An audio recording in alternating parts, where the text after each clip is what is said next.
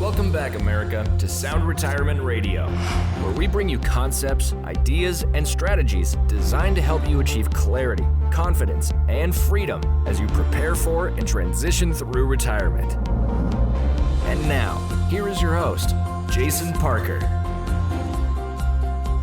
America, welcome back to episode number 458. We've got one more here for you. The one big, beautiful bill, what retirees need to know. But before we get into this episode, I always like to start the day by renewing our mind. And this verse really hit me recently. It's John chapter 10, verse 10. The thief comes only to steal and kill and destroy. I have come that they may have life and have it to the full. And then something fun for the grandkids. What did the piggy bank say after filing taxes? I feel a little empty inside. Where do homeless accountants live? In tax shelters.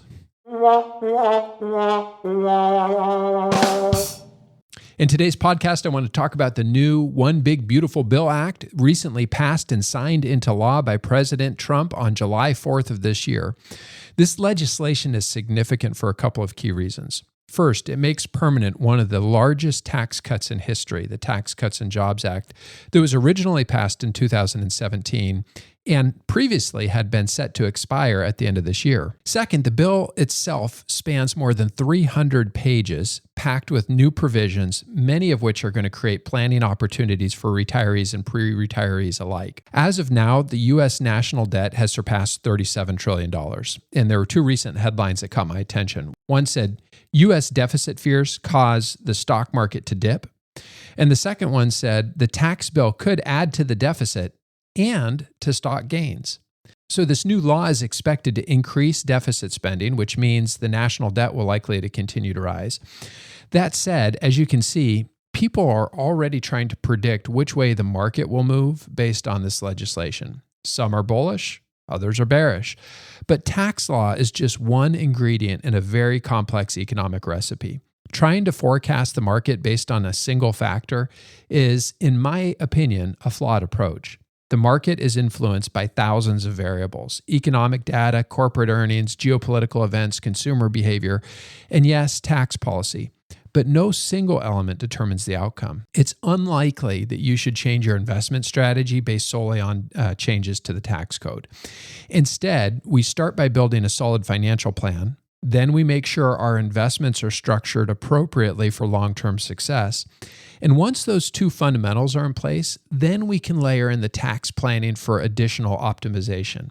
But we never let the tax tail wag the investment dog. We'll be updating calculations in the retirement budget calculator as the IRS releases additional guidance on how these new provisions will be applied. For now, it's important to note that everything I'm sharing reflects my current understanding, and that my understanding may evolve as the law is interpreted and implemented. So in today's discussion, I want to focus on how this legislation may impact those who are approaching retirement, as well as those who are already retired. Specifically, I'm going to highlight some of the most promising planning opportunities this new law presents. And if you're currently a client of Parker Financial, rest assured, we will be reviewing these tax planning opportunities during your next meeting. Tax planning has always been a part of our process to ensure that your plan remains optimized. One of the biggest planning opportunities under the new law involves Roth conversions. For some retirees, especially those who can keep their modified adjusted gross income low, the next 4 years may represent the best window yet to take advantage of Roth conversions, and I'll explain why in a moment. However, for retirees with high guaranteed income sources like pensions, Social Security, and annuities, Roth conversions can be more challenging, and that's because every dollar you convert above $150,000 in adjusted gross income for married couples filing jointly, it not only increases your tax bill, but also begins to phase out some of these new deductions, including the new senior deduction. In other words, converting too much could reduce or eliminate a valuable tax benefit. And this is going to make tax planning way more complicated than ever. Rules of thumb are not going to cut it. You need sophisticated tax planning software, more advanced even than the retirement budget calculator, to model the trade-offs and optimize your strategy. So as we get into this episode, you're going to hear terms like above the line and below the line deductions. The line refers to adjusted gross income, or AGI, which you'll find on line 11 of Form 1040. And above the line deduction, like contributions to an IRA or HSA, lowers your AGI and doesn't require itemizing. These can increase eligibility for other tax benefits.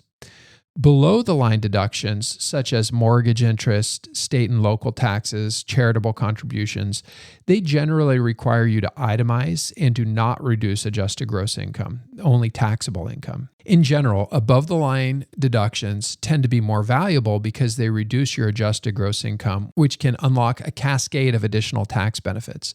Under the new law, several deductions are available without itemizing, making them easier to claim, but many of them may not reduce AGI the way traditional above-the-line deductions do. And the distinction is important. Your adjusted gross income influences how much of your Social Security is taxable and whether or not you're subject to IRMAA surcharges or Medicare premiums. Oh, and just to be clear, Social Security taxation still exists. The new law didn't eliminate it, but thanks to the higher standard deduction for seniors, fewer people will owe taxes on their Social Security benefits over the next few years. Until the IRS releases its guidance, much remains uncertain. But what's clear is that there's a lot for retirees to pay attention to. So, number one, the very first thing that this new law accomplished was it extended the Tax Cuts and Jobs Act from 2017, which lowered taxes for most households across income levels.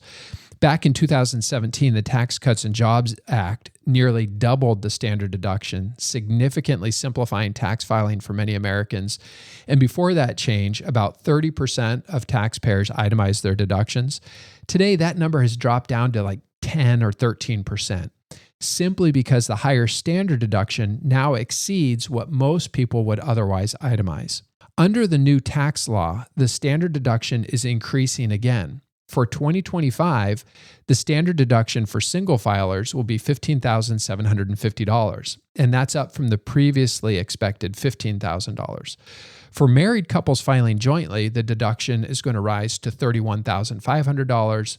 That was up from the projected $30,000 that we were planning for in 2025. In addition, taxpayers over age 65 will continue to receive an extra deduction, which is now $1,600 per person, which is $50 more than had been previously planned. So a married couple over age 65 filing jointly will have a standard deduction of $34,700 in 2025. The new bill further enhances the standard deduction for those age 65 and older by adding a temporary increase of $6,000 per person per year for tax years 2025 through 2028 on top of the $34,700.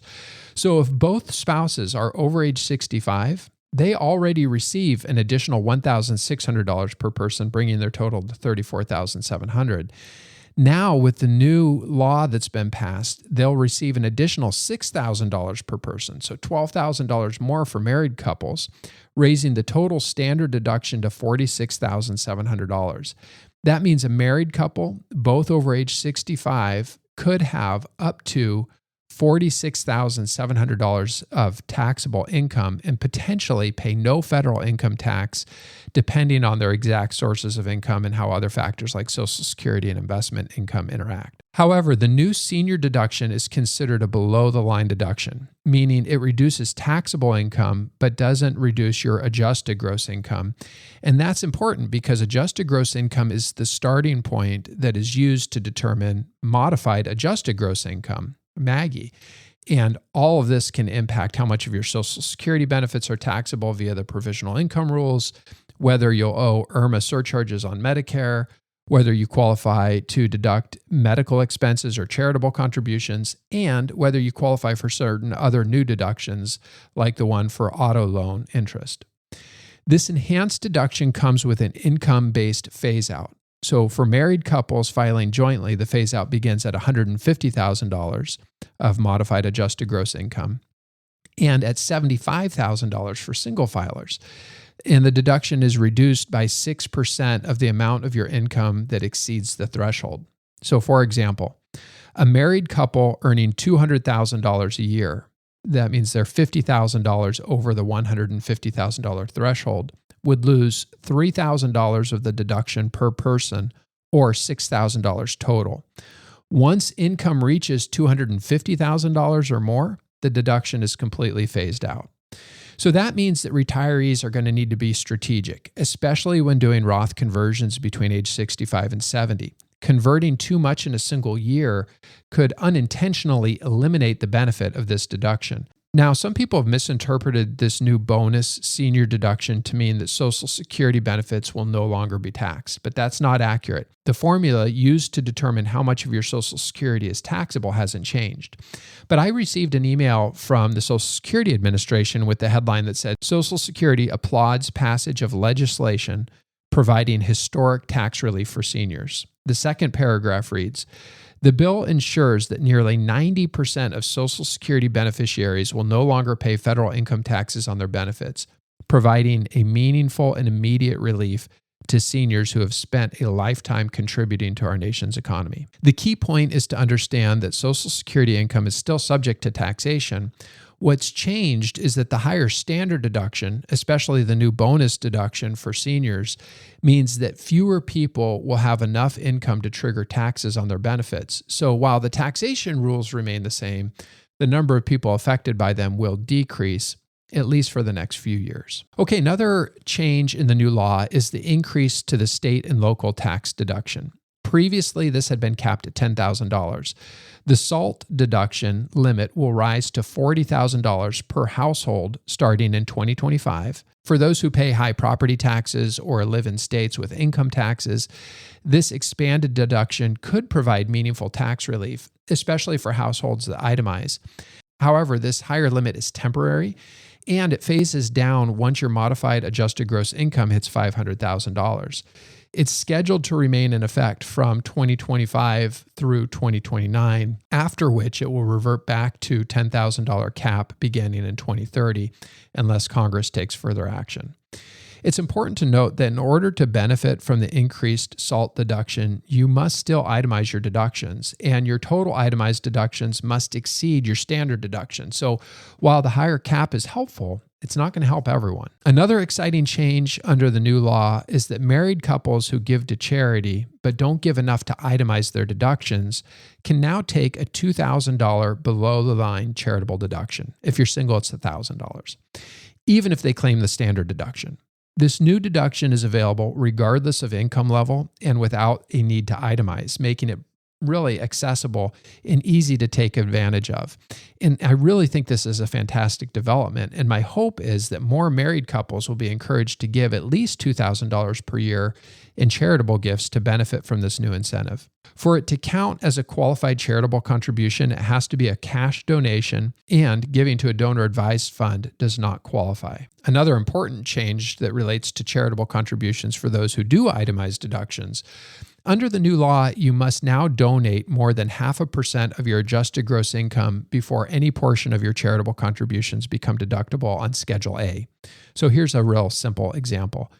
If your adjusted gross income is $100,000, the first 0.5%, 0.5%, or $500 of charitable giving is not deductible.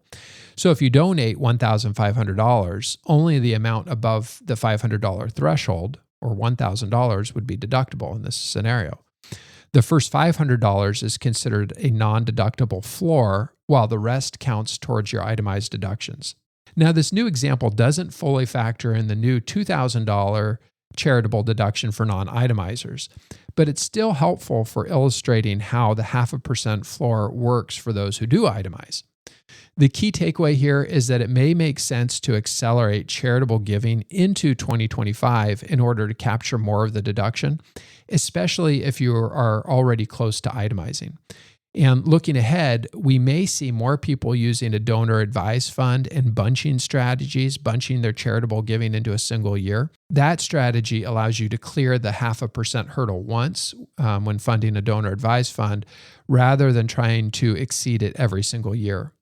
And finally, once you reach age 70 and a half, QCDs become more valuable than ever. A QCD is a qualified charitable distribution, because they're not subject to the 0.5% floor. So QCDs will continue to be a very effective way to give to charity once you reach age 70 and a half. Another deduction that could benefit retirees is a new provision allowing you to deduct up to $10,000 of interest paid on an auto loan, as long as your household income is below $200,000 if married filing jointly or $100,000 if single. This deduction is available from 2025 through 2028, and it applies only to vehicles that are assembled in the United States and weigh under 14,000 pounds. So unfortunately, this isn't going to help you if you're financing an RV. Now, to put that $10,000 deduction into context, to pay that much interest in a single year, let's say you have a 6% interest rate, you need a car loan of around $166,000. So unless you're financing a luxury vehicle, most people won't reach the full $10,000 limit. But even partial interest deductions can help. And this is especially valuable for retirees who want to preserve their IRA balances by financing a car instead of paying cash, because they may be able to avoid large taxable withdrawals, keep their investments working, and now, thanks to this new law, get a tax break on the interest. This appears to be a below-the-line deduction, meaning it reduces taxable income but does not lower your adjusted gross income. And if you're trying to make sure that your new car qualifies for the deduction, here's an interesting fact. Tesla took the top 4 spots on Cars.com 2025 American Made Index. So if you're concerned about tariffs and you want to buy American, Tesla's leading the pack. And for comparison, Chevy shows up in the 19th place, Ford first shows up at number 22, and the first GMC model doesn't appear until the 39th spot in this Cars analysis of the most American-made cars. So the bottom line, many retirees already finance their vehicles to avoid big IRA withdrawals. This new deduction gives them one more reason to do so, especially in a higher interest rate environment. It might be a smart way to manage cash flow and save on taxes. When the Tax Cuts and Jobs Act was passed back in 2017, it significantly increased the federal estate tax exemption. It went from $5.6 million to $11.2 million per person. And that exemption has been indexed for inflation. Last year, 2024, that exemption had grown to $13.99 million per person. The new tax law builds on that by slightly increasing the exemption to $15 million per person. And with proper planning, this means that a married couple can now shield up to $30 million from federal estate taxes. However, it's important to remember that many states have their own estate or inheritance tax to contend with. For example, here in Washington state, the estate tax can be as high as 19% for estates exceeding $2.1 million. So while federal estate taxes may no longer be an issue for most people, state-level estate planning is still critical for many families. And of course, there's always another strategy. You could just move to a state that doesn't have a state or inheritance tax and plan to die there, but I guess you need to make sure you talk to your attorney to get all of that dialed in correctly. Another provision in this new tax law is the introduction of Trump accounts. These are designed to help kids start saving for retirement early. Traditionally, many families contribute to their children's IRA or Roth IRA once the kids begin earning income, which is usually around 15 or 16. IRAs and Roth IRAs require that the child has earned income in order to qualify for contributions. The new Trump accounts are different. They allow parents or grandparents to contribute up to $5,000 per year on behalf of a child, starting from the year the child is born through age 18, regardless of whether the child has earned income. Contributions are not tax deductible, but the money does grow tax deferred until it's withdrawn in retirement. One of the more intriguing and potentially controversial aspects of these accounts is the role of 501c3 charitable organizations. Under the current language, as I've been reading it, it appears to say that a 501c3 charity can contribute to these accounts without being subject to the $5,000 per child limit. If that holds, we may begin to see charitable donations flowing into these accounts in creative ways. And there's still a lot we don't know about these accounts, how they're going to be regulated, or exactly how the 501c3s will be allowed to participate. But I plan to keep a close eye on how planning strategies evolve. For families interested in multi-generational wealth building, These new Trump accounts could become a powerful new tool. Another important update is that the $7,500 clean vehicle tax credit will expire for vehicles purchased after September 30th, 2025. So if you were planning to buy an electric vehicle and take advantage of the credit, you'll need to make your purchase before that deadline. In addition, the residential clean energy credit, which covers up to 30% of the cost for installing solar panels, wind power, geothermal heat pumps, or fuel cell equipment, will be eliminated after December 31st, 2025. To qualify, the system must both be paid for and installed by the end of 2025. So if you were thinking about going to solar to reduce your utility bills in retirement, or buying an electric vehicle to capture the federal tax credit, you'll want to act sooner rather than later. These incentives are winding down quickly, and waiting could mean missing out altogether. This next one's pretty cool. Remember that tax credits are more valuable than tax deductions. A deduction reduces your taxable income, but a tax credit reduces your tax bill dollar for dollar. Starting in 2027, there will be a new federal tax credit available if you donate to a specific type of charity that's called a Qualified Elementary and Secondary Education Scholarship Granting Organization. If you give to one of these approved entities, you'll be eligible for a dollar-for-dollar credit up to $1,700 per taxpayer. That's a big deal, especially for people looking to support educational access while lowering their federal tax bill. And it's worth noting that states are going to need to certify these entities first, so this credit won't be immediately available everywhere. And if you receive a state income tax credit for the donation, you can't also claim the federal credit. There's no double dipping. I have a feeling that wealthy families who value private or religious education will be paying close attention to this opportunity, and it could become a powerful way to align charitable giving with tax-smart planning. As always, before making any changes to your financial plan, be sure to consult with your CPA or tax advisor. There are so many new provisions in play that personalized guidance is more important than ever. And that said, here are a few key action items and opportunities to consider under the new law. Number one, delay Social Security to lower your income and optimize Roth conversions. If you haven't started collecting Social Security yet, you may want to hold off, especially if you're 65 or older. Delaying benefits could help keep your income low, giving you more room to make strategic Roth conversions over the next 4 years, while also taking full advantage of the new bonus senior deductions. Number two, harvesting long-term capital gains at the 0% rate. The expanded standard deduction might allow you to realize more long-term capital gains at a 0% tax rate.